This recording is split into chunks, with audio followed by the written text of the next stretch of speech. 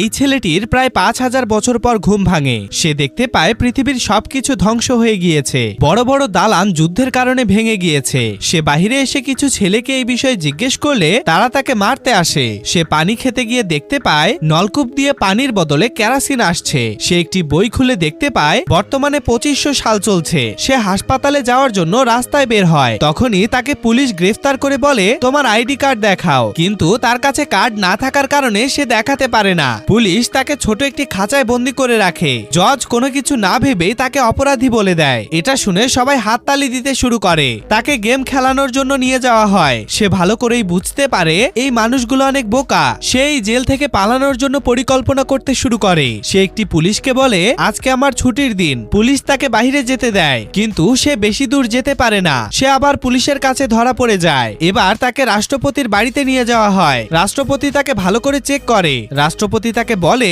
তুমি আমাদের কৃষকদের প্রধান। তাকে ক্ষেতের ভিতরে নিয়ে যাওয়া হয়। সে দেখতে পায় সেচের ভেতর থেকে পানির বদলে কেরোসিন বেরিয়ে আসছে। সে এক হাতে পানি রাখে এবং অন্য হাতে কেরোসিন রাখে। ছেলেটি বলে, এই জমিতে ফসল হবে, কিন্তু মাটির গভীর থেকে কেরোসিনের বদলে পানি বের করতে হবে। রাষ্ট্রপতি তাকে আদেশ দেয় সে যেন মাটির গভীর থেকে পানি বের করে। সেই দিন থেকে সে সকল প্রকার কাজ শুরু করে এবং সে সফলও হয়। রাষ্ট্রের সবাই মিলে তাকে রাষ্ট্রপতি করে দেয়।